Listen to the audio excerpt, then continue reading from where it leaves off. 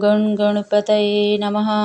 बुधवार व्रत कथा। एक समय की बात है कि साहूकार अपनी पत्नी को लाने के लिए अपने ससुराल गया। कुछ दिन रहने के बाद उसने अपनी पत्नी के साथ अपने घर आने की सोची। दुर्भाग्य से उस दिन बुधवार का दिन था। लड़की के परिवार वालों ने कहा कि आज बुधवार का दिन है, जो कि किसी कार्य हेतु शुभ नहीं माना जाता है, इसीलिए आज तुम मत जाओ। किंतु साहूकार ने किसी की एक न मानी और पत्नी समेत अपने ससुराल से घर की प्रस्थान किया। रास्ते में साहूकार की पत्नी को प्यास लगी। उसने साहूकार से कहा। साहूकार ने कहा, तुम बैलगाड़ी में ही बैठना, मैं पानी लेकर आता हूँ। जब वो पानी लेकर आया तो उसने देखा कि उसकी शक्ल का एक आदमी उसकी पत्नी के साथ बैठा है। तब उसने जाकर उस पुरुष से पूछा, तुम कौन हो? तब उसने कहा, मैं साहूकार हूँ। और फिर दोनों के बीच में झगड़ा शुरू हो गया और वहाँ लोग और कुछ सिपाही आ गए, जिन्होंने उस स्त्री से पूछा, तुम्हारा पति कौन है?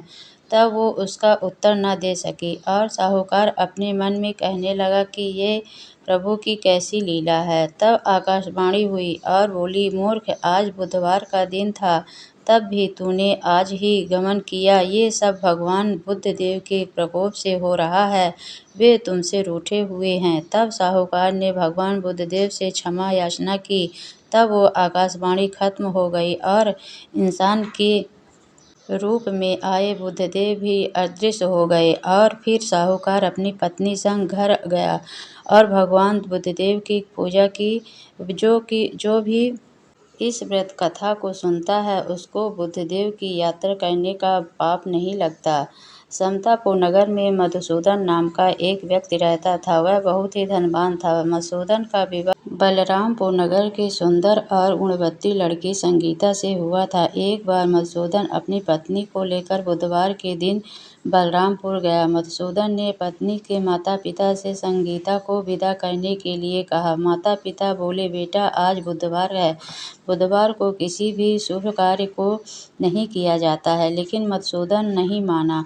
उसने ऐसी शुभ अशुभ की बातें को नहीं मानते। कई बार आग्रह करने पर माता पिता ने विवश होकर दोनों को विदा कर दिया। दोनों ने बैलगाड़ी में यात्रा प्रारंभ की। 2 कोस की यात्रा के बाद उसकी गाड़ी का एक पहिया टूट गया। वैसे दोनों ने पैदल ही यात्रा शुरू की। रास्ते में संगीता को प्यास लगी। मधुसूदन उसे एक पेड़ के नीचे बैठकर जल लेने चला गया। थोड़ी देर बाद जब मधुसूदन कहीं से जल लेकर वापस आया तो वह बुरी तरह हैरान हो उठा, क्योंकि उसकी पत्नी के पास उसकी ही शकल सूरत का एक दूसरा व्यक्ति बैठा था। संगीता भी मधुसूदन को देखकर हैरान रह गई। वह दोनों में कोई अंतर नहीं कर पा रही थी। मधुसूदन उस व्यक्ति से पूछा, तुम कौन हो और मेरी पत्नी के पास क्यों बैठे हो? मधुसूदन की बात सुनकर उस व्यक्ति ने कहा, अरे भाई, यह मेरी पत्नी संगीता है। मैं अपनी पत्नी को ससुराल से विदा करा कर लाया हूँ। लेकिन तुम कौन हो जो मुझसे ऐसा प्रश्न कर रहे हो? मधुसूदन ने लगभग चीखते हुए कहा, तुम जरूर कोई चोर या ठग हो। यह मेरी पत्नी संगीता है। मैं इसे पेड़ के नीचे बैठकर जल लेने गया था। इस पर उस व्यक्ति ने कहा, अरे भाई, झूठ तो तुम बोल रहे हो। संगीता को प्यास लगने पर जल लेने तो मैं गया था। मैंने तो लाकर जल पिला भी दिया।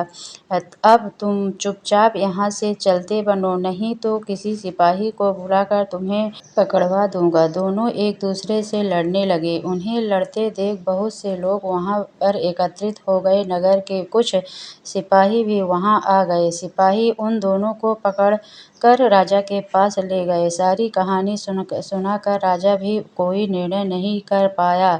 संगीता भी उन दोनों में से अपने वास्तविक पति को नहीं पहचान पा रही थी। राजा ने दोनों को कारागार में डाल देने के लिए कहा। राजा के फैसले पर असली मधुसूदन भयभीत हो गया। तभी आकाशवाणी हुई, मधुसूदन, तूने संगीता के माता पिता की बात नहीं मानी है। मधुसूदन, बुधवार के दिन तुमने ससुराल से प्रस्थान किया, यह सब भगवान बुद्धदेव के प्रकोप से हो रहा है। मधुसूदन ने भगवान बुद्धदेव से प्रार्थना की कि हे भगवान बुद्धदेव, मुझे क्षमा कर दीजिए, मुझसे बहुत बड़ी गलती हुई। भविष्य में अब कभी बुधवार के दिन यात्रा नहीं करूँगा और सदैव बुधवार को आपकी व्रत किया करूँगा। मधुसूदन के प्रार्थना करने से भगवान बुद्धदेव ने उन्हें क्षमा कर दिया। तभी दूसरा व्यक्ति राजा के सामने से गायब हो गया। राजा और दूसरे लोग इस चमत्कार को देखकर हैरान हो गए। भगवान बुद्धदेव की इस अनुकंपा से राजा ने मधुसूदन और उसकी पत्नी को सम्मानपूर्वक विदा किया। कुछ दूर चलने पर रास्ते में उन्हें बैलगाड़ी मिली गई। बैलगाड़ी का टूटा हुआ पहिया भी जुड़ा हुआ था। दोनों उसमें बैठकर समतापुर की ओर चल पड़े। मधुसूदन और उसकी पत्नी संगीता दोनों बुधवार को व्रत करते हुए आनंदपूर्वक जीवन यापन करने लगे। भगवान बुद्धदेव की अनुकंपा से उनके घर में धन धान्य की वर्षा सी होने लगी। जल्दी ही उनके जीवन में खुशियाँ ही खुशियाँ भर गई। बुधवार का व्रत करने से स्त्री पुरुषों के जीवन में सभी मनोकामनाएं पूरी होती हैं और व्रत करने वाले को बुधवार के दिन किसी आवश्यक काम को यात्रा करने पर कोई कष्ट भी नहीं होता। तो बोलो गणेश भगवान की जय। यहाँ पर सुनेंगे गणेश भगवान की आरती। जय गणेश जय गणेश जय गणेश देवा, माता जाकी पार्वती पिता महादेवा, एक दंत दयावंत चार भुजाधारी, मस्तक सिंदूर शोए मूस की सवारी, पान चढ़े फूल चढ़े और चढ़े मेवा, लड़ुअन का भोग लगे संत करे सेवा। जय गणेश जय गणेश जय गणेश देवा, माता जाकी पार्वती पिता महादेवा, अंधन को आँख देत कोढ़िन को काया, बांझन को पुत्र दे निर्धन को माया, सूर श्याम शरण आए सफल कीज सेवा। जय गणेश जय गणेश जय गणेश देवा, माता जाकी पार्वती पिता महादेवा, दीनन की लाज रखो शंभु सुत बारी, कामना को पूरा करो जगे बलिहारी। जय गणेश जय गणेश जय गणेश देवा, माता जाकी पार्वती पिता महादेवा।